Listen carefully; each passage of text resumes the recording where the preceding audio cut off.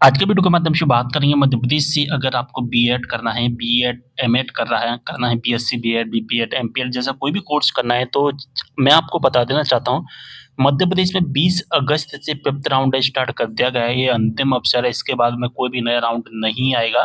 तो दोस्तों अगर आपको रजिस्ट्रेशन चॉइस फिलिंग करना है, आपको इस राउंड में एडमिशन्स लेना है तो एडमिशन्स ले सकते हैं। किस तरह से एडमिशन्स होगा सबसे पहले मैं आपको बताऊँगा, लेकिन हम सबसे पहले देखेंगे इसका शेड्यूल। अगर हम शेड्यूल की बात करें तो इसका जो शेड्यूल है, जो कि जैसा कि देख पा रहे हैं हम डायरेक्ट जो कि टाइम टेबल पर आते हैं और 20 अगस्त से 30 अगस्त तक यहाँ पर रजिस्ट्रेशन प्लस चॉइस फिलिंग का काम होगा। 31 अगस्त तक आपके डॉक्यूमेंट वेरिफिकेशंस होंगे और 2 सितंबर को आपको सीट अलॉट की जाएगी। आपको पता चल जाएगा आपने चॉइस फिलिंग में जो कॉलेज फिल किए हैं, उन कॉलेज में से आपको कौन-सा कॉलेज अलॉट किया गया है। ठीक है? तो दोस्तों अगर आप न्यू स्टूडेंट हैं, अभी तक जो 1 से 4 राउंड हुए हैं, उनमें से आपने किसी भी राउंड में ना तो रजिस्ट्रेशन ना चॉइस फिलिंग किया है, तो फिर आपको नए राउंड में रजिस्ट्रेशन प्लस चॉइस फिलिंग करना होगा, जिसका चार्ज रखा गया है ₹150, जो कि आप 30 अगस्त तक कर पाएँगे। कैसे करना है इसके बारे में मैं इस वीडियो में बताऊँगा, पूरी वीडियो आप देखना, आपको रजिस्ट्रेशन करना अच्छे से आ जाएगा।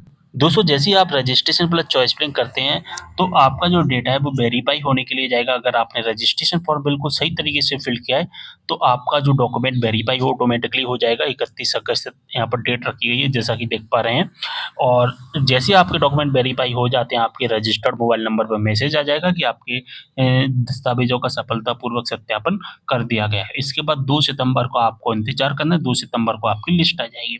ठीक है?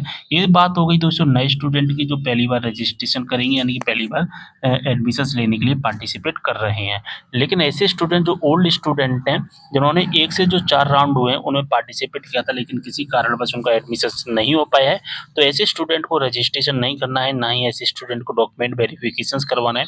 ऐसे स्टूडेंट को केवल और केवल चॉइस फिलिंग करना है, जो कि 30 अगस्त तक चॉइस फिलिंग कर पाएँगे। चॉइस फिलिंग कैसे होगा इसके बारे में भी कंप्लीट वीडियो मैंने बनाया हुआ है। मैं उस वीडियो का लिंक डिस्क्रिप्शन बॉक्स में प्रोवाइड करवा दूँगा या मैं उस वीडियो का थंबनेल आपको बता देता हूँ, जो कि अगर आप यूट्यूब चैनल पर सर्च करोगे और यूट्यूब चैनल पर अगर आप वीडियो वाले सेक्शन में आओ, जैसा कि देख पा रहे हैं अगर आप वीडियो वाले सेक्शंस में पर आते हो, तो यहाँ पर ही दोस्तों एक चॉइस फिलिंग का मैंने वीडियो अपलोड किया है। 6 दिन पहले ही 737 व्यू हैं इस पर और इस वीडियो को देखने के बाद में आप सीख सकते हैं चॉइस फिलिंग कैसे करना है। ये जो वीडियो है केवल और केवल ओल्ड स्टूडेंट के लिए। न्यू स्टूडेंट का रजिस्ट्रेशन चॉइस फिलिंग कैसे होगा वो हम इसी वीडियो में देखेंगे, जो आप प्रेजेंट में देख रहे हो। चलिए स्टार्ट करते हैं वीडियो को। सबसे पहले आपको इसकी ऑफिशियल वेबसाइट ई प्रवेश पर आ जाना है। जो भी आपकी काउंसलिंग होगी वो ई प्रवेश वेबसाइट के माध्यम से ही होती है। इसके बाद में आपको सबसे नीचे आने के बाद में यहाँ पर देख सकते हैं आप इन यूनिवर्सिटी से संबंधित एफिलिएटेड कॉलेजेस में एडमिशन ले सकते हैं। इसके बाद में यहाँ पर रजिस्ट्रेशन की लिंक एक्टिवेट कर दिए गए हैं। बीएड, एमएड और पार्ट टाइम बीएड करना है, तो इस वाली लिंक पर क्लिक किया तो रजिस्ट्रेशन पर क्लिक करके आपको रजिस्ट्रेशन करना होगा। अगर आपको बीपीएड, एमपीएड करना है, तो यहाँ से रजिस्ट्रेशन होगा और अगर आपको बीएलएड करना है, तो यहाँ से रजिस्ट्रेशन होगा और बीए, बीएड और बीएससी बीएड करना है, तो यहाँ से रजिस्ट्रेशन होगा आईटीईपी। तो आईटीईपी का जो कोर्स है, वो है बीए, बीएड, बीएससी बीएड वालों के लिए, ठीक है? यानी कि बीए, बीएड और बीएससी बीएड दोनों एक ही मर्ज कोर्स होते हैं, वो उनके लिए। प्रॉपर बीएड, प्रॉपर एमएड और प्रॉपर पार्ट टाइम बीएड का यहाँ से रजिस्ट्रेशन होगा, ठीक है? यहाँ पर बी कोर्स पर भी आप देख सकते हैं कि कौन-कौन से कोर्सेज़ के यहाँ पे नाम आ रहे हैं, ठीक है? उसके अकॉर्डिंग ही आपको जो कि रजिस्ट्रेशन कर लेना है, ठीक है? बीयू कोर्स पर जब आप क्लिक करोगे तो यहाँ पर आईटीईपी आ रहा है, तो आईटीईपी में हमारा बीए, बीएड और बीएससी बीएड आएगा। तो हमें यहाँ पर क्लिक हियर पर रजिस्ट्रेशन पर क्लिक कर देते हैं। अब हमारे पास में रजिस्ट्रेशन फॉर्म ओपन हो जाएगा। इस रजिस्ट्रेशन फॉर्म को हमें फिल करना होता है। क्या मध्य प्रदेश के मूल निवासी हैं तो येस करना, मध्य प्रदेश के नहीं है तो यहाँ से नो कर देना, ठीक है? इसके बाद में आपको अपनी समग्र आईडी डालनी है। अगर आप नो करोगे तो समग्र आईडी आपसे नहीं पूछेगा, यानी कि जो अदर स्टेट के स्टूडेंट हैं उनसे समग्र आईडी नहीं पूछी जाती है। क्या मध्य प्रदेश राज्य के किसी विश्वविद्यालय से आपने यूजी किया है? यानी कि बीएड जो हमारा होता है या कोई कोर्स होता है, वो कोर्स वो जो आप कर रहे हो इससे पहले आपने जो क्वालीफाई एग्जाम पास किया है, यानी कि कोई भी एग्जाम जो पास किया हुआ होगा, वो कहाँ से है? वो मध्य प्रदेश से है या मध्य प्रदेश के बाहर से है, सेलेक्ट कर लेना। अब आपको अपना जो नामांकन नंबर है वो डाल देना है। यहाँ पर आपने यूजी कब किया है वो आपको डाल देना है, ठीक है? इसके बाद में आपको एबीसी आईडी डालनी पड़ेगी। अगर आपकी एबीसी आईडी नहीं है, एबीसी आईडी कही है या अपार आईडी, बात एक ही है। एबीसी आईडी बनाना पड़ेगा, बिना एबीसी आईडी के रजिस्ट्रेशन नहीं होगा, क्योंकि यहाँ पर रेट स्टार लगा हुआ है और जब रेड स्टार है तो फिर हमें उस कॉलम को फिल करना ही होता है। एबीसी आईडी नहीं बनी तो क्लिक केयर वाले ऑप्शन पर क्लिक करके यहाँ से एबीसी आईडी बना लेना पहले, उसके बाद ही रजिस्ट्रेशन कर। एबीसी आईडी कैसे बनानी है इसके बारे में मैंने पहले ही वीडियो बना रखा है अपने यूट्यूब चैनल पर, आप उस वीडियो को देख सकते हैं। इसके बाद में यहाँ पर जो कैप्चा कोड का आंसर दिया गया है वो डाल देना, यहाँ से गेट डेटा पर क्लिक कर देना। अब दोस्तों अगर आपकी डिटेल फिल करने के बाद अगर इस तरह का इंटरफेस आता है कि स्नातक का डेटा नहीं मिला इसलिए आपका पंजीकरण फॉर्म सत्यापन के लिए भेजा जाएगा, तो इससे कोई दिक्कत वाली बात नहीं है, ठीक है। यहाँ पर हमें केवल ओके करना है। और दोस्तों अगर इस तरह का मैसेज आता है आपके सामने कि आपका नाम ये है और आपका डेटा प्राप्त हुआ है और यहाँ पर आपको ओके कर देना है, तो बस इतना सा ये है कि आपका जो भी नेम और जन्म डेट वगैरह जो भी डिटेल होती है ना वो ऑटोमेटिकली यहाँ पर फिल की हुई आ जाती है। बस ये छोटा सा डिफरेंट होता है, ठीक है। यहाँ पर ये जैसा कि आपका बाय डिफॉल्ट नाम आ जाता है, जेंडर आ जाता है, बाय डिफॉल्ट आ जाते हैं, आप फिल नहीं करने पड़ते हैं। बस ये छोटा सा डिफरेंट होता है और कोई दिक्कत वाली बात नहीं। अब यहाँ पर आपको अपना नाम डाल देना, यहाँ पर कैटेगरी सेलेक्ट करना, जो भी आपकी कैटेगरी होती है वो सिलेक्ट कर लेना, ईडब्ल्यूएस है, यूआर है, जो भी है, ठीक है। यहाँ से जेंडर सिलेक्ट कर लेना अपना, यहाँ पर डेट ऑफ बर्थ डाल देना, ईमेल आईडी डाल देना और मोबाइल नंबर आपको डाल देना है, ठीक है। अब हमारे एक रजिस्टर्ड मोबाइल नंबर पर ओटीपी आया होगा, उस ओटीपी को यहाँ पर डालना, वेरीफाई ओटीपी पर क्लिक कर देना है।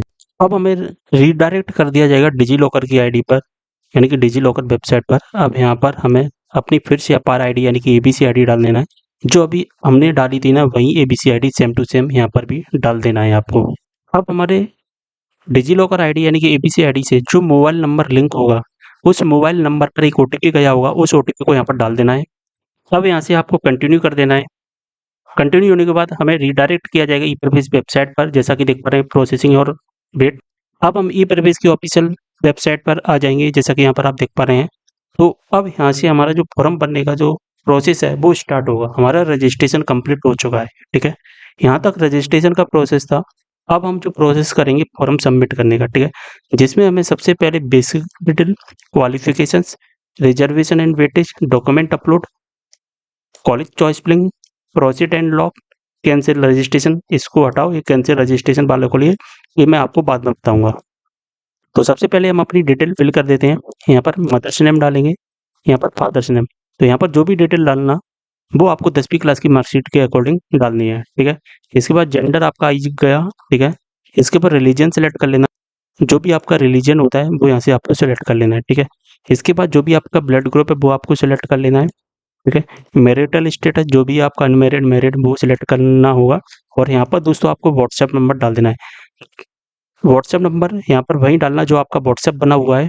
व्हाट्सएप नंबर डालने से क्या होगा कि आपकी जो भी डिटेल हुआ करेंगी वो इसी व्हाट्सएप नंबर पर आपको मिल जाया करेंगे, ठीक है। यहाँ से आपको इंडियन सेलेक्ट कर लेना और नीचे आना है। अब आपको यहाँ पर आपको अपना एड्रेस डाल देना है, ठीक है। तो यहाँ पर एड्रेस तो आप डाल ही लोगे, कोई दिक्कत नहीं, करेस्पेंडेंस एड्रेस डालना। इसके बाद यहाँ पर चेक मार्क कर देना।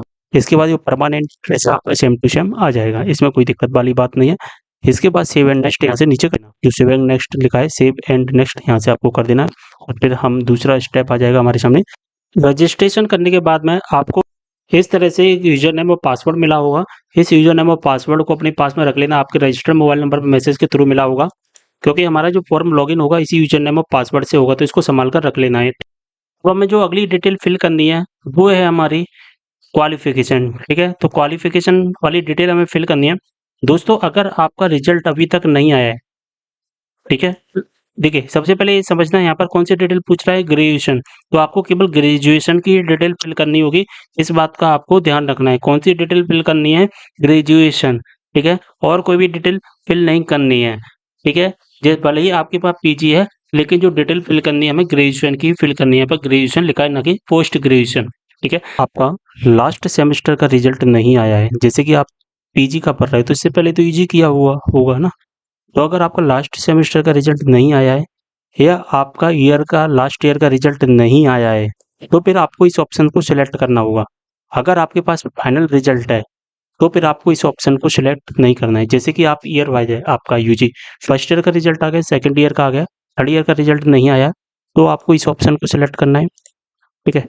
अगर आपका सेमेस्टर वाइज है और लास्ट सेमेस्टर जो आपका सिक्स सेमेस्टर है, सिक्स सेमेस्टर का आपने एग्जाम तो दे दिया लेकिन उसका रिजल्ट नहीं आया तो भी आपको इस ऑप्शन को सिलेक्ट करना पड़ेगा। अंतिम सेमेस्टर का परिणाम प्रतीक्षित है, यानी कि हमारा रिजल्ट अभी अवेटेड है, हमें इंतज़ार है हमारे रिजल्ट का, इसलिए हमें इस ऑप्शन को सिलेक्ट करना है, ठीक है। जब हम इस ऑप्शन को सिलेक्ट करेंगे तो हमारे पास में एक लाइन ऐड हो जाएगी यहाँ पर कि अंतिम सेमेस्टर को छोड़कर बाकी सभी सेमेस्टरों का कुल योग दर्ज करना है। जैसे कि हम ईयर वाइज हैं, तो ईयर वाइज में हमें फर्स्ट ईयर के नंबर ऐड करने हैं, ठीक है। सेकंड ईयर के नंबर ऐड करने हैं, कितने नंबर आए हैं हमें वो हमें यहाँ पर डाल देना। जैसे कि हमें मान के चलिए 1200 नंबर आए, वो हमें यहाँ पर डाल देंगे, ठीक है। और कितने में से आए हैं वो हमें यहाँ पर डालना है, मतलब हम डाल देते हैं 3600 में से आए हैं एग्जाम्पल के तौर पर। अगर आप सेमेस्टर वाइज हैं तो आपको first semester, second semester, third semester, fourth semester, fifth semester, अगर आपके टोटल सेमेस्टर 6 हैं तो वे 5 सेमेस्टर तक नंबर ऐड करने हैं, ठीक है। उन कितने नंबर हो रहे हैं ऐड करके वो यहाँ पर डालना, कितने में से हो रहे हैं वो डालना। अगर आपका 8 सेमेस्टर वाला कोर्स है तो फिर आपको क्या करना है, फिर आपको 1 से लेकर 7 सेमेस्टर के नंबर है वो ऐड करने हैं। कितने नंबर आ रहे हैं वो यहाँ पर ऐड कर चूँकि फिल कर देना, कितने में से आ रहे हैं वो यहाँ पर डाल देना, ठीक है। बात समझ में आ गई आपको? तो अगर आपका फाइनल रिजल्ट आपके पास नहीं है तभी ऑप्शन सेलेक्ट करना है। अगर हम हमारे पास में फाइनल रिजल्ट है तो हम इस ऑप्शन को सिलेक्ट नहीं करेंगे। तो इसलिए हम क्या करेंगे, यहाँ पर सिलेक्ट करेंगे लास्ट एजुकेशन टाइप। आपने जो क्वालिफिकेशन किया है, आपने जो यूजी किया है वो सेमेस्टर वाइज है या ईयर वाइज है, वो आपको सिलेक्ट करना है, ठीक है। तो ईयर वाइज है तो ईयर सिलेक्ट करेंगे, तो first year, second year, third year, fourth year, कितने साल वाला यूजी, 3 साल वाला या 4 साल वाला, वो आपको सिलेक्ट करना पड़ेगा, ठीक है। सेमेस्टर सिलेक्ट करोगे तो यहाँ पर सेमेस्टर आ जाएंगे, कितनी सेमेस्टर है, 6 सेमेस्टर वाला या 8 सेमेस्टर वाला, वो सिलेक्ट करना पड़ेगा, ठीक है। आपने कब क्वालिफाई किया है वो आपको सिलेक्ट करना पड़ेगा, ठीक है। इनमें से कब क्वालिफाई किया है आपने यूजी। इसके बाद में आपसे क्वालिफिकेशन एग्जाम में पूछेगा कि आपने कौन सा कोर्स किया हुआ है, वो यहाँ पर आपको फिल करना पड़ेगा। यानी कि बीए बीएड किया है या बीएससी बीएड किया है तो आपको फिल करना है। अगर आपने इंजीनियरिंग किया है तो ये सिलेक्ट करना है। अगर आपने एनी पोस्ट ग्रेजुएशन किया है, बीएड एमएड किया है तो आपको ये सिलेक्ट करना है, ठीक है। अगर आपके पास में ये सभी चीज़ें नहीं है, यानी कि इनमें से आपने कुछ भी नहीं किया है, तो इनको हम स्किप करेंगे और नीचे आएंगे। तो एनी ग्रेजुएशन, जैसे कि आपने बीए किया है, बीएससी किया है, बीकॉम किया है, तो एनी ग्रेजुएशन पर आप सिलेक्ट करना, या आपने एलएलबी वगैरह किया है तो आप एनी ग्रेजुएशन सिलेक्ट करना। और अगर आपने किया है कोई पोस्ट ग्रेजुएशन का कोर्स, जैसे कि एमए किया है, एमएससी किया है, एमकॉम किया है, तो फिर आपको एनी पोस्ट ग्रेजुएशन सिलेक्ट करना पड़ेगा। बात समझ में आ गई आपको? सारी चीज़ें समझ में आ रही है ना मैं आपको क्या बता रहा हूँ, ठीक है। जब आप ग्रेजुएशन फिल करोगे तो बीएड ग्रेजुएशन वाला एनी ग्रेजुएशन सिलेक्ट करोगे तो यहाँ पर जो नंबर फिल होंगे, जैसे कि total mark and obtained mark में, वो ग्रेजुएशन वाले होंगे। पोस्ट ग्रेजुएशन सिलेक्ट करोगे यानी कि पीजी सिलेक्ट करोगे तो यहाँ पर जो total mark and obtained mark में जो नंबर फिल होंगे वो पीजी वाले होंगे, ठीक है। या आपने ग्रेजुएशन किया है, पार्ट टाइम बीएड किया हुआ है, या आपने एक्सवाइजेड, चलो पीबी बीएड को स्किप कर देना, इसमें आपको कंफ्यूज हो जाएगा, ठीक है, मैं समझाऊंगा तो, और काफ़ी बड़ा भी हो जाएगा वीडियो, तो ठीक है। बैचलर ऑफ एजुकेशन, इसको भी आप स्किप कर देना। तो अगर दोस्तों देखिए, ऊपर वाले किए हैं वो तो सिंपल भाषा में लिखे गए हैं, अगर इनमें से कुछ किया है तो इनमें से सिलेक्ट करना, अगर नहीं किया, अगर बीए बीकॉम बीएससी बीएलएलबी यानी कि यूजी का कोई कोर्स किया है तो एनी ग्रेजुएशन, पीजी का कोई कोर्स किया है तो एनी पोस्ट ग्रेजुएशन। अब आप पर डिपेंड करता है, अगर आपके पास में मान के चलिए 2 डिग्री हैं, एक तो ग्रेजुएशन वाली भी डिग्री है और पोस्ट ग्रेजुएशन वाली भी डिग्री है, तो आप बीएड किससे करना चाहते हैं, ग्रेजुएशन से करना चाहते हैं, पोस्ट ग्रेजुएशन से करना चाहते हैं, वो आप पर डिपेंड करेगा, ठीक है। तो आप यहाँ पर जो सिलेक्ट करोगे ना उसी से आपकी बीएड होगी। यहाँ पर लिखा भी गया है साथ में फॉर बीएड। अगर हम बीएड के लिए बीएड पीजी से करना चाहते हैं तो पोस्ट ग्रेजुएशन, बीएड हम एनी ग्रेजुएशन से करना चाहते हैं तो एनी ग्रेजुएशन। बात समझ में आ गई? मैं यहाँ पर इतना ज़्यादा टाइम इसलिए ले रहा हूँ जिससे आपको हर चीज़ समझ में आए। तो हम बीएड से कर रहे हैं, ठीक है। जब आप पीजी से करोगे तो पेपर थोड़ा सा टफ आएगा आपका, इस बात का भी ध्यान रखना पड़ेगा, ठीक है। यानी कि जो आप बीएड दोगे तो उसमें पेपर आपके थोड़े से टफ हो जाते हैं। एनी ग्रेजुएशन यूजी वाले में नॉर्मल ही रहते हैं, तो हम बीएड यहाँ पर सिलेक्ट कर लेते हैं, ठीक है। और जो पीजी से करते हैं तो उसका जो कट ऑफ होता है, कॉलेज मिलने की जो संभावना होती है वो कम भी होती है, क्योंकि पीजी से कॉलेज बहुत कम होते हैं। अब हमने यहाँ पर एनी ग्रेजुएशन सिलेक्ट कर लिया, तो कौन सी डिग्री हमने की है, तो हमने बीएससी की है, तो हम बीएससी यहाँ पर ऐसे डाल देंगे, ठीक है।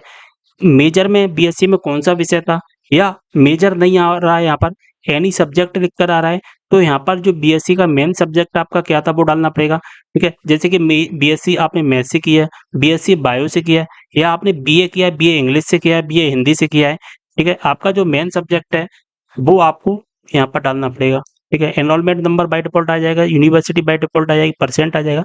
अब आपके कितने नंबर आए हैं वो यहाँ पर डालना, ठीक है। जैसे मान के चलो 1500 नंबर मिले आपके टोटल, कितने में से मिले हैं आपको, 3000 रुपये, सॉरी 3000 में से मिले हैं, तो आप इस तरह से डालना है, यहाँ पर बाय डिफॉल्ट आपकी परसेंट आ जाएगी, ठीक है। अगर आपका रिजल्ट सीजीपीए में है, ठीक है, अगर आपका रिजल्ट सीजीपीए में है तो फिर क्या करोगे, इसके लिए मैंने एक कंप्लीट वीडियो बनाया हुआ है, आप उस वीडियो को देखना, ठीक है। उस वीडियो में मैंने सीजीपीए से obtain mark and total mark में कन्वर्ट कैसे किया जाता है उसके बारे में डिटेल इन्फॉर्मेशन दी हुई है। अगर माइग्रेशन सर्टिफिकेट है लगाना चाहते हैं तो यहाँ से लगा सकते हैं, नहीं है तो इसको स्किप कर सकते हैं, सेव एंड नेक्स्ट यहाँ से कर देना है। दूसरी एक बात समझना, अगर आप बीएससी सेलेक्ट करते हो, यहाँ पर मेजर सब्जेक्ट में ऑल सब्जेक्ट वाला ऑप्शन आ रहा है ना, तो फिर आप ऑल सब्जेक्ट ही सिलेक्ट करना, जैसे कि ऑल सब्जेक्ट आ रहा है तो ऑल सब्जेक्ट ही यहाँ पर सिलेक्ट करना, ठीक है। अगर यहाँ पर सब्जेक्ट दिखाई दे रहे हैं तो सब्जेक्ट सिलेक्ट कर लेना। अब हमें जो अगला स्टेप कंप्लीट करना है वो है रिजर्वेशन एंड वेटेज। यहाँ पर हमें मध्य प्रदेश पर क्लिक कर देना, अगर आप मध्य प्रदेश के निवासी हैं तो यस करना, अन्यथा यहाँ से नो कर देना। यस करेंगे तो यहाँ पर हमें अपना मूल निवासी प्रमाण पत्र का नंबर डालना पड़ेगा, हमारा मूल निवासी कब डिस्पोज हुआ है वो डालना।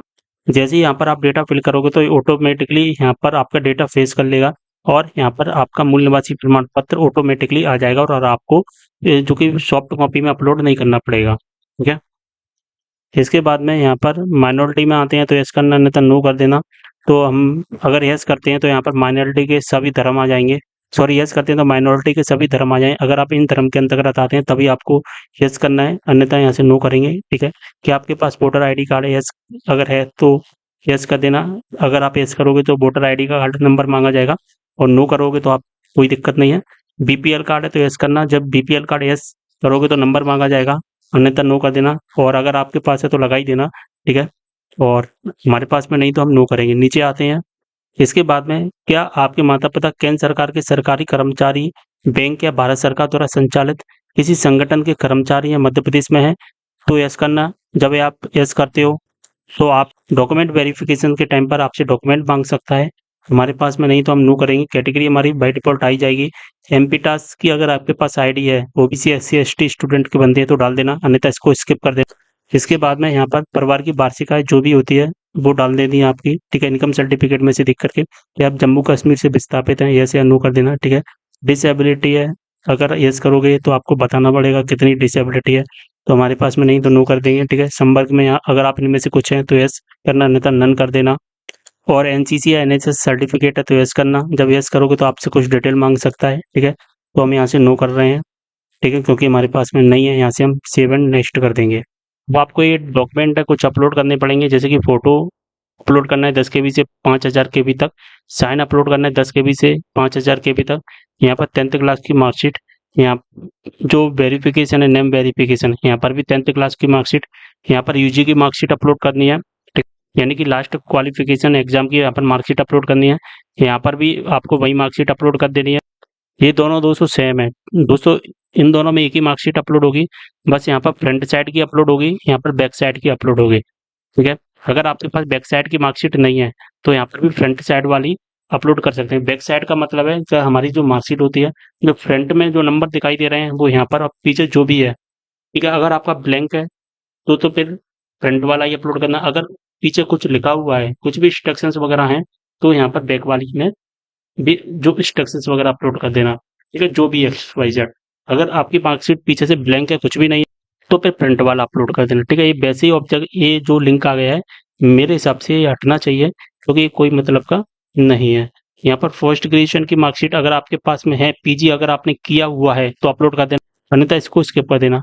नो ऑब्जेक्शन सर्टिफिकेट, एक इन्होंने वैसे ही लगा दिया, इसको लगाना नहीं चाहिए, कोई मतलब का नहीं है। एनओसी एक तरह से, ठीक है, कोई मतलब का नहीं है।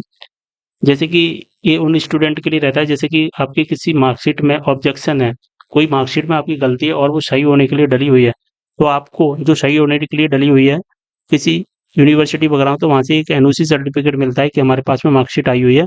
अभी इनको थोड़ा सा समय दीजिए, क्योंकि प्रिंट आउट में या मार्कशीट इनकी डुप्लीकेट आने में समय लगेगा, तो इसलिए एक नो ऑब्जेक्शन सर्टिफिकेट होता है जो कि यूनिवर्सिटी वगैरह जो भी मार्कशीट है वहाँ से मिलता है हमें, तो वो लगाना है। ठीक है, अगर नहीं है तो इसे स्किप कर देना, ठीक है, क्योंकि दोनों ऑप्शंस को हम स्किप कर सकते हैं। यहाँ पर रेड स्टार नहीं लगा हुआ है। दोस्तों हमें चॉइस फिलिंग करनी है, ठीक है, हम चॉइस फिलिंग वाले स्टेप पर आ चुके हैं। तो यहाँ पर बाय डिफ़ॉल्ट बीएड आ गया है, तो हमने बीएड के लिए रजिस्ट्रेशन किया, इसलिए आप किस कॉलेज से करना चाहते हैं, उस कॉलेज का नाम सेलेक्ट करना होगा आपको। गवर्नमेंट कॉलेज से करना है प्राइवेट, तो हम गवर्नमेंट से चाहते हैं, तो गवर्नमेंट किस जिले में, वो हम यहाँ से सर्च कर देंगे।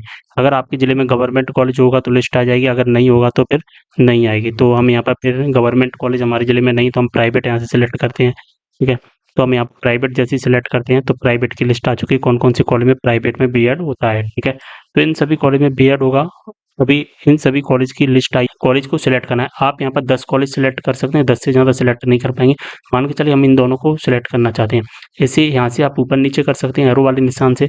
यहाँ से आप इनको डिलीट भी कर सकते हैं।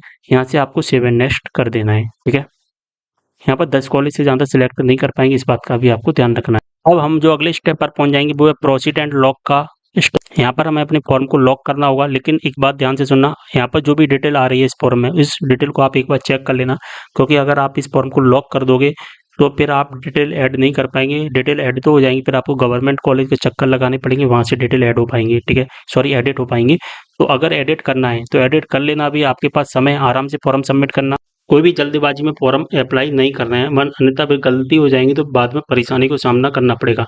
आप डायरेक्ट आपको सबसे नीचे आ जाना, सबसे नीचे आने के बाद में यहाँ पर ये ऑप्शंस आएगा, यहाँ पर चेक मार्क कर देना, जनरेट ओटीपी पर क्लिक कर देना, ठीक है। हमारे रजिस्टर्ड मोबाइल नंबर पर और व्हाट्सएप पर ओटीपी गया होगा, उस ओटीपी को यहाँ पर डाल देना है।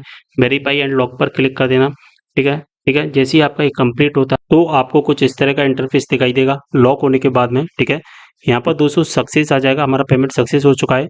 हेल्प सेंटर के कॉलेज का नाम आ जाएगा, किस हेल्प सेंटर में हमारा फॉर्म वेरीफाई होने के लिए गया है, तो उस कॉलेज का नाम आ जाएगा, किस सर के पास में गया है वो आ जाएगा, और नॉट वेरीफाइड आपको दिखाई दे रहा है।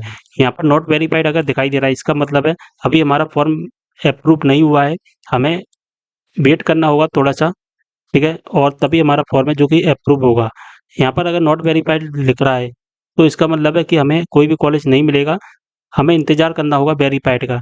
अगर 2-3 दिन में वेरीफाई नहीं होता है, तो हमें इस कॉलेज में जाकर के वेरीफाई करवा लेना है अपना फॉर्म, ठीक है। अगर 2-3 दिन में हो जाता है तो अच्छी बात है। यहाँ पर लिखा है आपका पंजीकरण फॉर्म सत्यापन प्रक्रिया में है, यानी कि अभी प्रोसेसिंग में हमारा फॉर्म वेरीफाई होने के लिए अभी हमें कोई कार्रवाई नहीं करनी है, लेकिन 2-3 दिन तक अप्रूव नहीं होता है तो हम कार्रवाई कर सकते हैं, यानी कि हम इस कॉलेज में जाकर डायरेक्ट अपना जो फॉर्म है वो अप्रूव करवा सकते हैं, क्योंकि वेरीफाई होना ज़रूरी है। और जैसे ही हमारा फॉर्म वेरीफाई हो जाएगा तो हमारे रजिस्टर्ड मोबाइल नंबर पर मैसेज भी आ जाएगा कि हमारा जो फॉर्म है वो वेरीफाई हो चुका है। सारी चीज़ें आपको समझ में आ गई होंगी, वीडियो को शेयर करना है सभी के साथ में। और दोस्तों अगर आपने व्हाट्सएप ग्रुप और टेलीग्राम ग्रुप ज्वाइन नहीं किया है, ज्वाइन कर लेना, लिंक डिस्क्रिप्शन बॉक्स में दिया गया है। आपके जो भी डाउट होते हैं वो व्हाट्सएप ग्रुप और टेलीग्राम ग्रुप पर शेयर कर सकते हैं। आपस में बातचीत करके एक कम्युनिटी की तरह उस ग्रुप को यूज़ करना, जिससे आपस में सभी स्टूडेंट बातचीत करें और अपने डाउट सॉल्व करें। मिलते हैं अगले वीडियो में एक और जानकारी के साथ, तब तक के लिए